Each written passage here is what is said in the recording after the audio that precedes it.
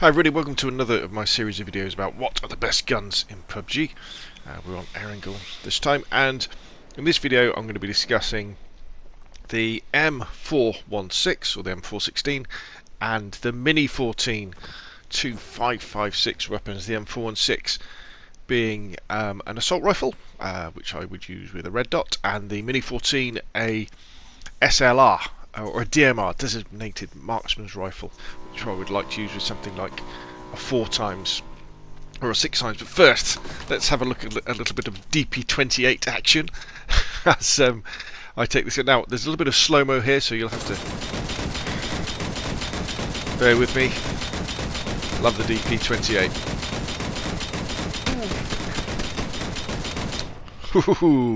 And by getting that guy, I could then loot all his stuff, and lo and behold, he had an M416. Now, the M416 is one of my favourite guns because it's very controllable. So you see, we're putting the red dot on it, the extended mag, angle grip. I prefer the vertical, but the angle grip will do. We've got the 4 times on the 14. We've got an extended mag on the 14. We've got a flash hider on the 14, but I think I swapped that over to a compensator in a second. Put the flash hider on the 416 and put the stock on the 416.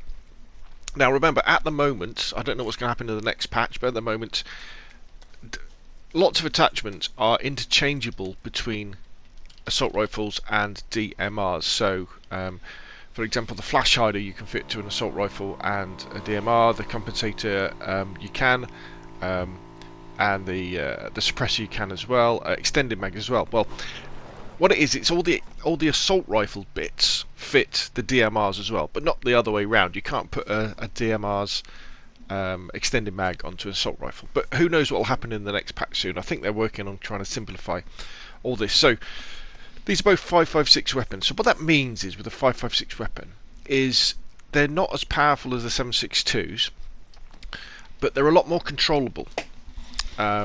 And so what that means is you can really control the recoil a lot better than you can with something like a AK or a barrel on the assault rifle side, or a SLR or an SKS on the DMR sort of side.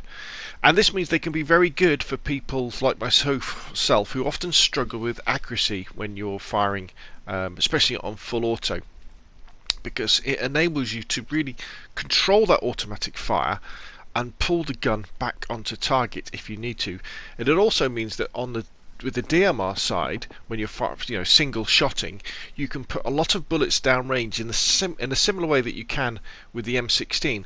And the reticle, your aiming sight, always kind of returns pretty much to where it started off. It will bounce up a little bit, but it means you can go bang, bang, bang. And especially when you're trying to take on a moving target, this can be very, very useful indeed, because one of the problems you run into with the SLR or the SKS is that they bounce so much that you've got to reacquire your target after you've fired, and that can be tricky. That can be tricky to do. With practice, obviously, those guns, although they fire slightly slower, do more damage per bullet, and so they have their place.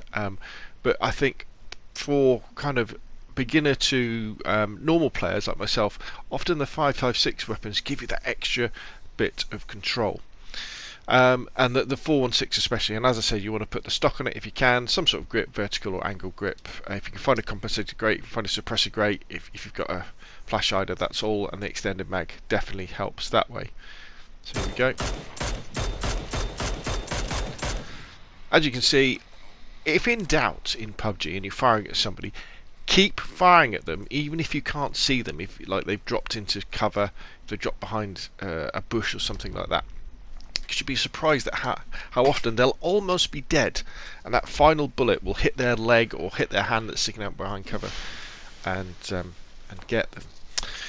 Being a 5.56 weapon as well, the bullets don't weigh as much, so you can carry more. In solos, you don't need more than 250 bullets total. I always pick up loads, but I never really use that many myself. And I would also say that if you're not familiar with these guns, I would say get yourself onto the test range.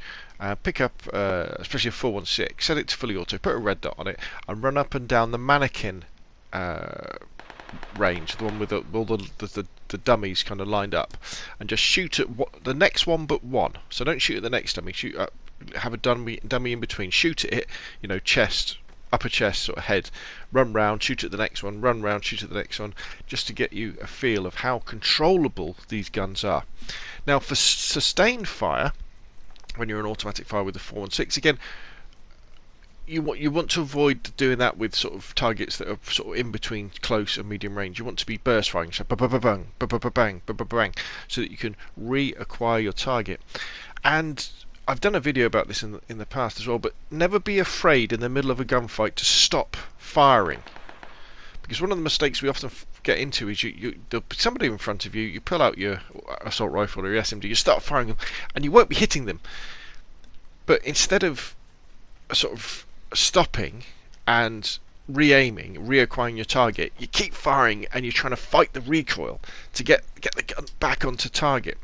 Whereas if you just take a second or so, here we go with the Mini 14, just trying to get this guy.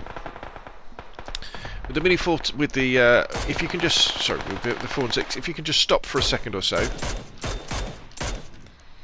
what you can then do is reacquire your target and start firing.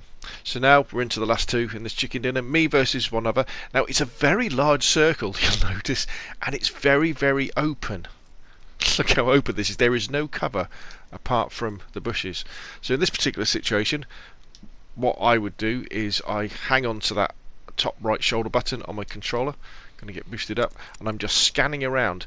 Now by locking that top right controller button in, the shoulder button, it means that you can look around without your character model in the game moving. Because at this point in this sort of game, it is all about movement. If somebody moves, they'll spot you, or you can spot them. As you can see on the minimap, we're pretty close to the next circle. I just need to crawl a little bit, and these bushes are the best sort of cover I've got. And I'm just looking around, flicking the camera to an angle, leaving it there, having a look round, flicking again. Now I'm crawling very, very, very, very slowly.